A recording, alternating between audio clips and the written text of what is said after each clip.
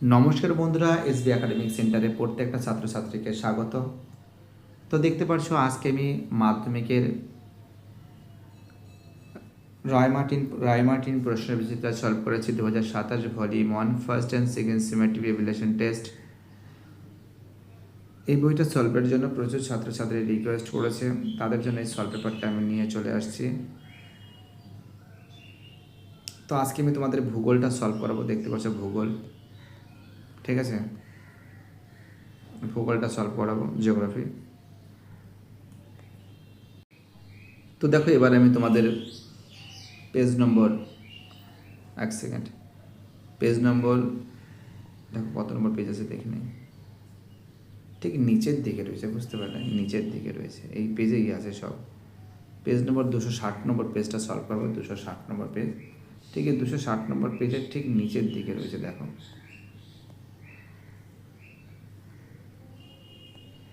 হ্যাঁ, সেট 4। দেখো আমরা প্রথম প্রশ্ন সেট 4টা সলভ করেছি। 1.1-এ নিম্নভূমির উচ্চতা বৃদ্ধি পায় যে প্রক্রিয়ায়, তা হলো অ্যান্সার, ক্ষয়ের অ্যান্সার আরোহণ, ঠিক আছে। চলো আমাদের পরের প্রশ্ন কি বলেছে। পরের প্রশ্ন বলেছে যে পর্বতারোহণের সমস্যার সৃষ্টি হয় ক্রেভাসের উপস্থিতিতে।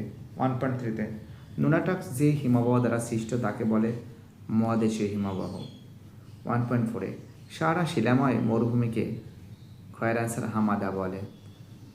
কি বলে? হামাদা বলে। দেখতে পাচ্ছ সুন্দর করে তোমাদের সামনে তুলে ধরেছি আমি। 1.5-এ ভারত ও চীন সীমানা রেখা নির্ধারণ করে, অ্যান্সার ম্যাকমোহন লাইন। ভারত ও চীনের সীমানা রেখা নির্ধারণ করে ম্যাকমোহন লাইন। 1.6-এ কয়েল পরিলক্ষিত হয়, তোমরা জানো কয়েল পরিলক্ষিত হয় মালাবার উপকূলে। কয়েল পরিলক্ষিত হয় কোথায়? তোমরা জানো কয়েল পরিলক্ষিত হয় কিন্তু মালাবার উপকূলে। খুব ইম্পর্টেন্ট প্রশ্ন, খুব ভাইটাল প্রশ্ন। 1.7-এ ভারতের একটি খরাপ্রবণ অঞ্চলের নাম কি? অ্যান্সার হবে কালাহান্ডি। ভারতের একটি খরাপ্রবণ অঞ্চলের নাম কি? কালাহান্ডি। 1.8-এ ভারতের একটি লবণাক্ত জলের হ্রদের নাম কি? অ্যান্সার হবে প্যাগং হ্রদ।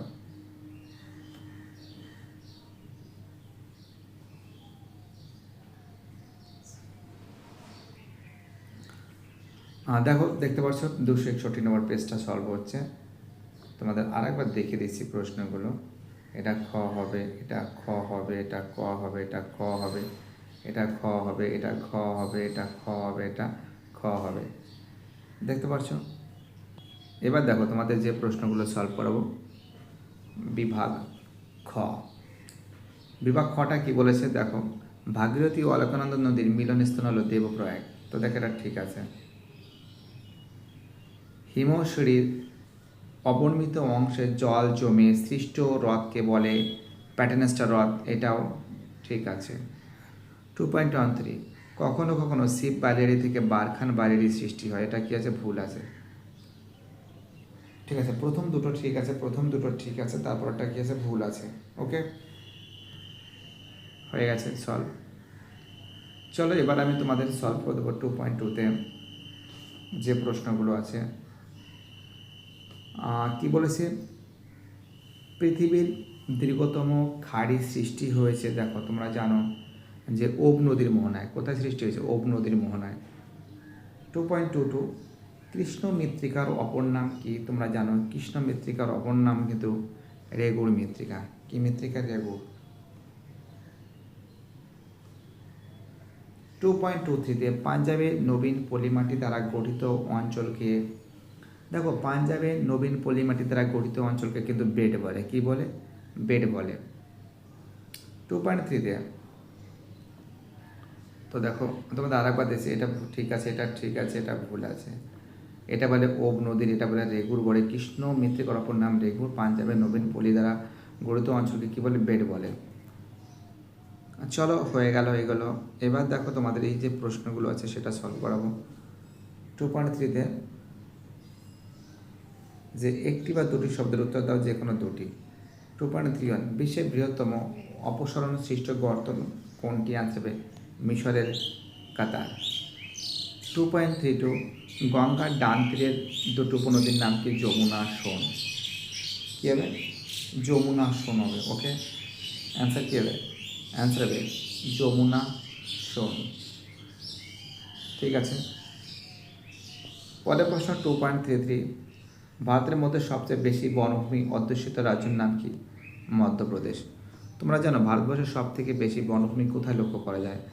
ভারতবর্ষের সব থেকে বেশি বনভূমি কিন্তু মধ্যপ্রদেশে লক্ষ্য করা যায়। খুব ইম্পর্ট্যান্ট প্রশ্ন, খুবই ভাইটাল প্রশ্ন বলে আমি মনে করি। তো দেখো, এইগুলো হয়ে যাওয়ার পর এবার আমি 2.4 যে প্রশ্নগুলো আছে 2.4 প্রশ্ন সলভ করাবো। মহানদী কী হবে? অ্যান্সার হবে মহানদীতে কিন্তু হীরাকুদ বাঁধ হবে। কৃষ্ণ নদীতে কী হবে? নাগার্জুন সাগর পরিকল্পনা। ঠিক আছে, এই প্রশ্নগুলো দেখতে পাচ্ছ সুন্দর করে তোমাদের সামনে কিন্তু আমি তুলে ধরেছি। এবার দেখো বিভাগ গটা দেখে নাও, বিভাগ গটা দেখে নাও। দেখো বিভাগ গটা তোমাদের আমি সলভ করাবো, আর এইগুলো বই থেকে পড়ে নেবে। বিভাগ ঘ রুমা, এর ভিতর থেকে মৌসুমীবাবু এটা পড়ে যাবে। এটা এই 5 পয়েন্ট, এই দুটো কিন্তু খুব ইম্পর্টেন্ট আছে। এই দুটো এইটা এইটা এইটা। ঠিক আছে, তো তোমাদের আমি যেটা সলভ করবো, তোমাদের কিন্তু 3 প্রশ্নগুলো সলভ করবো। পর্যায়ন কী, ষষ্ঠগত সূত্র কী। ঠিক আছে, তো দেখো তোমাদের যে প্রশ্নগুলো হচ্ছে পর্যায়ন কী। পর্যায়ন ক্ষয়, পরিবহন ও সঞ্চয় 3টি প্রক্রিয়ার মাধ্যমে ভূপৃষ্ঠের উচ্চতা পরিবর্তন ঘটে। এটি একটি সাধারণ সমতল ভারসাম্য অবস্থা তৈরি হয়, তাকে পর্যায়ন বলে। দেখতে পাচ্ছ খুব সুন্দর করে সলভ করে দিয়েছি। ষষ্ঠগত সূত্র কি? তোমরা যে নদীর গতিবেগ দ্বিগুণ বৃদ্ধি পেলে তার বহন ক্ষমতা বা শক্তি 2⁶ অর্থাৎ 64 গুণ বৃদ্ধি পায়। 1872 খ্রিস্টাব্দে ডব্লিউ, ঠিক আছে, হপকিন্স প্রদত্ত গাণিতিক সম্পর্কটিকে নদীর ষষ্ঠগত সূত্র বলে উল্লেখ করেছেন বা ষষ্ঠগত সূত্র বলা হয়। পরের প্রশ্ন হিমশৈল কি? দেখো হিমশৈল কি তোমাদের দেখাচ্ছি আমি, যে সমুদ্র জলে ভাসমান বিশাল আকারের বরফ স্তূপকে হিমশৈল বলে। এর মাত্র 1/9 জলের উপরে থাকে, 8/9 জলে নিচে থেকে। মূলত হিমবাহের প্রান্তভাগ ভেঙে সমুদ্র জলে মিশলে সৃষ্টি হয়। ঠিক আছে, চলো আমাদের পরের প্রশ্ন গৌড় বা গাড়া কি? তোমরা জানো যে মরুভূমি অঞ্চলে বায়ুর অবঘর্ষ প্রক্রিয়ায় নিচের অংশ বেশি ক্ষয়প্রাপ্ত হয়, উপরের অংশ কম ক্ষয়প্রাপ্ত হয়ে ব্যাঙের ছাতার মতন যে ভূমিরূপ তৈরি হয় তাকে গৌড় বা গাড়া বলে। সারা মরুভূমিতে এটি অত্যন্ত পরিচিত। 3.3 মালনাদ ময়দান কি? কর্ণাটক মালভূমির পশ্চিমে পাহাড়ি ঢেউ খেলানো উঁচু নিচু ভূমাকে মালনাদ বলে। কর্ণাটক ভাষার অর্থ হলো পাহাড়ি দেশ। পরের প্রশ্ন যে মালনাদ ও ময়দানের মধ্যে পার্থক্য কি? তোমরা জানো কর্ণাটক মালভূমির পশ্চিমে পাহাড়ি ঢেউ খেলানো উঁচু নিচু ভূমিমাকে মালনাদ বলে। কন্নড়ি ভাষার অর্থ হলো পাহাড়ি দেশ। ময়দানটা তোমরা জানো যে মালনাদের পূর্ব দিকে অবস্থিত অপেক্ষাকৃত মৃদু তরঙ্গিত সদৃশ্য অঞ্চলকে ময়দান বলে। কন্নড়ি ভাষার অর্থ হলো উন্মুক্ত প্রান্তর। তারপরে প্রশ্ন মরুস্থলী নামকরণের কারণ কি? তোমরা জানো রাজস্থানের থর মরুভূমি পশ্চিম দিকের চরম বালুকাময় ও উদ্ভিদহীন অংশকে মরুস্থলী বলা হয়। মরুস্থলী শব্দের আর্থিকতা মৃত দেশ। চরম শুষ্কতা প্রতিকূলতার কারণে এই জনবসতি প্রায় নেই বললেই চলে, তাই একে এই নামকরণ করা হয়েছে। পরের প্রশ্ন বহুমুখী নদীর পরিকল্পনা দেখতে পাচ্ছ, ডিবিসি, স্ক্রিনশট মারতে পারো। বৃষ্টির জল সংরক্ষণের দুটো উদ্দেশ্য। দেখো যারা যারা ভিডিওটা দেখছো, যারা যারা চ্যানেলের সঙ্গে যুক্ত আছো, যারা যারা চ্যানেলটাকে সাবস্ক্রাইব করছো, যাদের যাদের সাপোর্ট আমি পাচ্ছি, সবাইকে অসংখ্য ধন্যবাদ জানাই। তোমাদের এই সাপোর্ট, তোমাদের এই ভালোবাসা এসবি একাডেমিক সেন্টারে একান্তই কাম্য।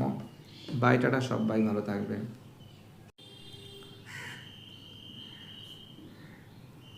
তো পরের দিন তোমাদের আমি এই সেট 5টা সলভ করে দেবো। Falakata high school, I think এটা কুচবিহারে আছে মনে হচ্ছে। সবাই ভালো থাকবে।